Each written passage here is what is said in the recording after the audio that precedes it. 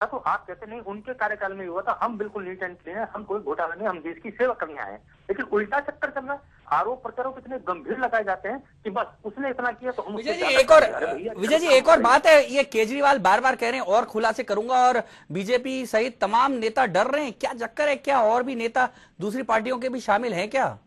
राजनीति में अब इस समय इतना गंद आ चुका है परमार जी। साहब कि इसको धोने के लिए अब केजरीवाल जैसे नौजवानों को इनको आगे आकर जमीन से जुड़ करके, आम लोगों से जुड़ करके आगे आना पड़ेगा।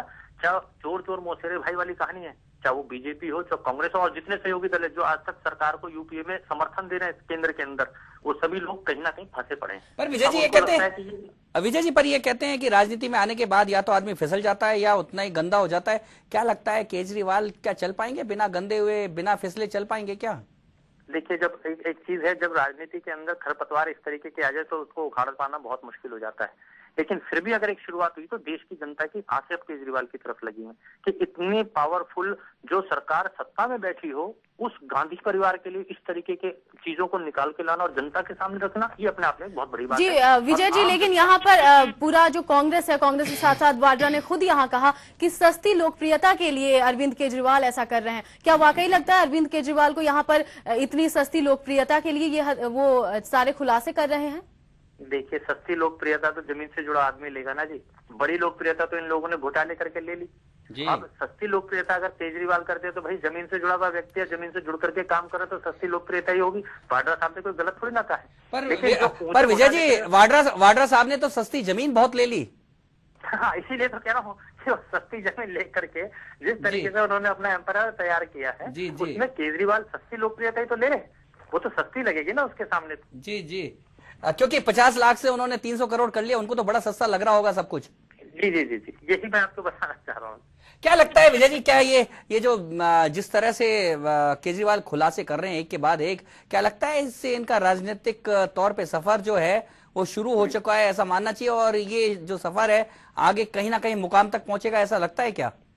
देखिए, अब आप इसमें एक छोटी सी बात समझ लीजिए और देश की जनता को भी मैं इसमें बताना चाहता हूँ। देखिए, जब अन्ना जी केजरीवाल के साथ थे तो केजरीवाल ही अधिकतर काम करते थे, अन्ना जी एक मुखौटा के रूप में थे।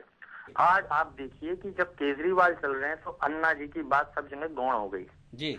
अब पूरा देश केजरीवाल केजरीवाल केजरीवाल, जैसे पहले अन्ना अन्ना अन्ना होता था, अब केजरीवाल केजरीवाल के साथ। मैं मानता हूँ कि अन्ना जी जैसे प्रबुद्ध जो नागरिक हैं, जो प्रबुद्ध नेता हैं, उनका उदारवादी रुख था।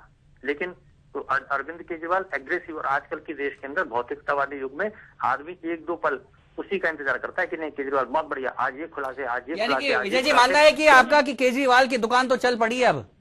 जी जी जी, पक्का पक्का।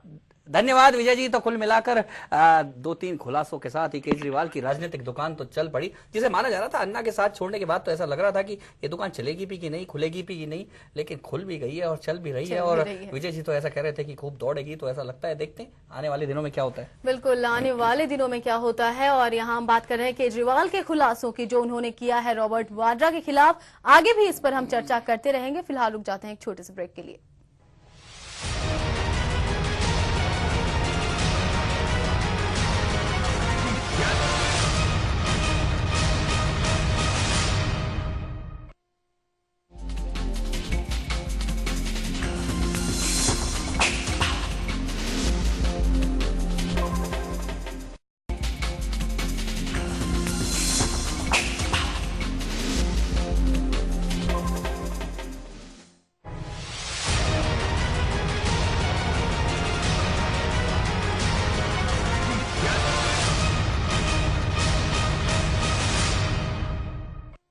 ब्रेक के बाद आपका स्वागत है। बड़ी खबर में आज हम लगातार बात कर रहे हैं केजरीवाल के खुलासों की, और अब तक हमने बात की कि किस तरह से केजरीवाल ने जो तमाम खुलासे किए हैं। लेकिन केजरीवाल यही नहीं रुकने वाले, 16 अक्टूबर को वो एक और नया खुलासा करने वाले हैं। आखिर क्या है पूरा माजरा, आइए दिखाते हैं।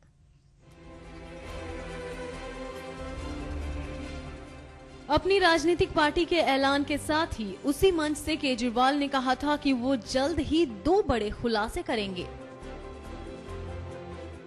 तब तक कोई भाप भी नहीं पाया था कि केजरीवाल किस पर प्रहार करेंगे, लेकिन 5 अक्टूबर को केजरीवाल सामने आए और रॉबर्ट की पूरी दास्तान बयां कर दी।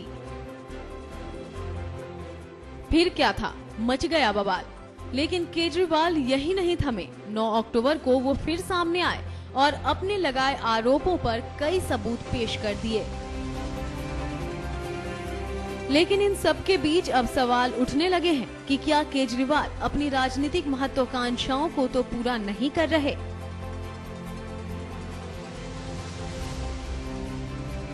इस सवाल का जवाब तो समय ही देगा, लेकिन अब सबकी निगाहें 16 अक्टूबर पर टिकी हैं, जब केजरीवाल करेंगे एक और खुलासा। Bureau report, HBC news. तो ये वो तमाम आरोप हैं जो केजरीवाल ने, ये वो तमाम सवाल हैं जो केजरीवाल ने यहाँ उठाए हैं रॉबर्ट वाड्रा के खिलाफ। लेकिन आखिर कांग्रेस इस पर क्या कह रही है, आइए सुनाते हैं आपको कांग्रेस प्रवक्ता राशिद अलवी ने क्या कहा इस मामले पर। जो कुछ उन्होंने कहा है उसमें कोई नई बात नहीं। उन्हें पब्लिसिटी हासिल करने की आदत है, पब्लिसिटी के लिए वो ये सब कुछ करते हैं। अभी तक उन्होंने कोई ऐसी बात नहीं कही है जिसका जवाब देना मैं उचित समझता हूं। प्रताप जी, यहाँ पर वित्त मंत्री सामने आते हैं, पी चिदम्बरम कहते हैं कि सब कुछ ठीक है, राशिद अलवी कहते हैं कोई नई बात नहीं है, वहीं सलमान खुर्शीद तो यहाँ तक कहते हैं कि सोनिया के लिए वो जान तक दे सकते हैं।